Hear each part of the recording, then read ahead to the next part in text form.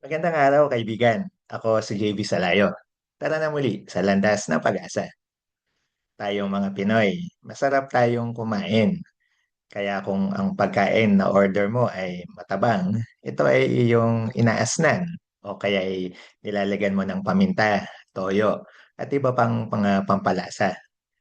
Sa mga pinupuntahan naman na lugar, kinakabahan tayo kung may dadaan ng madilim, lalo na kung gabi na. Dahil madalas, sa madilim, may panganib. Kaya naman sa Ebanghelyo ngayon, mula kay San Mateo, ginamit ni Jesus ang asin at liwanag bilang mga metaphor kung paano ba tayo magiging mabuting tagasunod niya. Pagnilayan natin ang mabuting balita ng Panginoon ayon kay San Mateo. Sabi ni Jesus, kayo ay asin sa sanlibutan.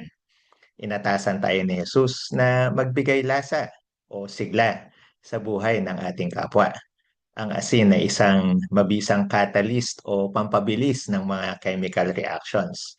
Naalala ko yung simpleng experiment noong elementary ako. Putol yung circuit, hindi dapat dadaloy ang kuryente. Pero nang nilagyan at tinunawan ng asin yung tubig sa beaker, umilaw yung bumbilya. So, kita natin, no? Ano ang kayang gawin ng asin?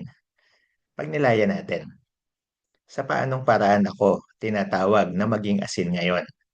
Anong sitwasyon sa aking pamilya o trabaho ang nangangailangan ng aking linamnam upang dumaloy ang sigla?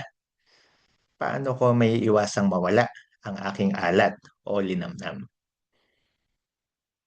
Sinabi rin ni Jesus, kayo'y liwanag na sa sanlibutan. Inatasan din tayo na maging tagapagpaliwanag kung saan may kadiliman o kalituhan. Sa mga issue sa ating bansa ngayon, maraming mga magkakasalungat na opinyon. Dapat ba o hindi dapat patuloy ang impeachment? Tama ba o mali ang pagbibigay ng ayuda sa mga walang trabaho?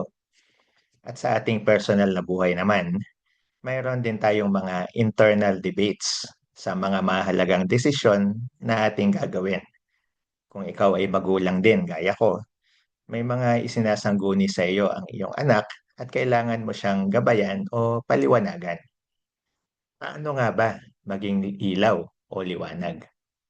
Itong linggo ay pinagdiwang natin ang Pentecost Sunday, ang kapistahan ng pagbaba ng Espiritu Santo sa mga alagad. Basahin natin mula sa Galatians 5. May siyam na bunga ang Espiritu Santo sa atin: pag-ibig, kagalakan, kapayapaan, pagtiyatiyaga, kabaitan, kabutihan, katapatan, kahinahunan, at pagpipigil sa sarili. Ayan, napakagandang paalala at gabay. Sa pagsasabuhay ng mga bunga o fruits of the Spirit, tayo ay magiging mga liwanag upang magapi ang kadiliman. Pagnilayan natin, alin sa mga bunga ng Espiritu Santo ang hinihinging isabuhay ko ngayon upang bigyang liwanag ang isang problema?